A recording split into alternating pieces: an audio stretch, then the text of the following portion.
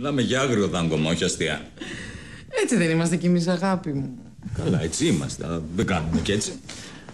Ενώ μιλάμε αυτή, είναι έτοιμη να πάθει απανωτά καρδιακά επεισόδια και μόνο στην ιδέα ότι μπορεί ο Στέφανος να μπει στη φυλακή.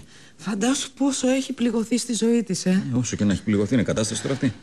Να τη βλέπει ο άλλος να σφουγγαρίζει το πάτωμα με τη μούρη επειδή φοβάται μην το χάσει. Αγάπη μου, εδώ υπάρχει ένας έρωτας μεγάλος. Μονόπαντος.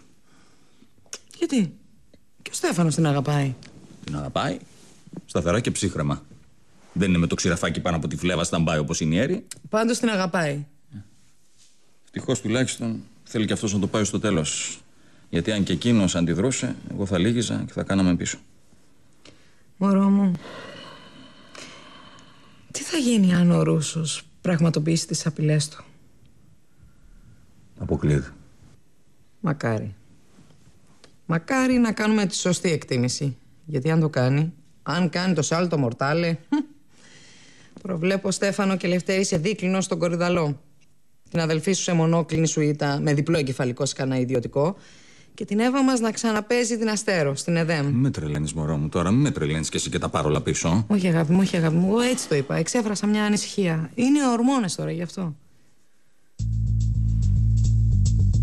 Για να παίρνουμε τα πάνω μας σιγά σιγά. Έλα, έλα.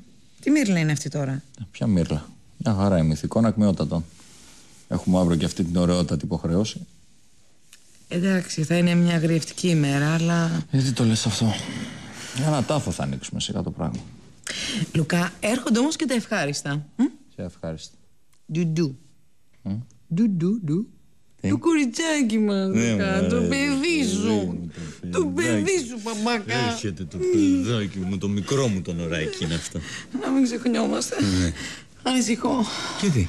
Λουκά, έχω μια ανασφάλεια. Θέλω να είσαι συνέχεια δίπλα μου. Καμία ανασφάλεια, αγάπη μου. Εγώ είμαι εδώ. Ο άντρας ο σωστός, ο ζώρικος, ο βράχος.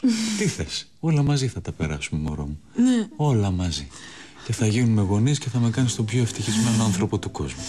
Αγάπη. Ναι, πάμε να κοιμηθούμε καλιά. Πάμε. Πάμε, πατερούλη. Έλα, μωρέ. Σ' αγαπώ, γονέα.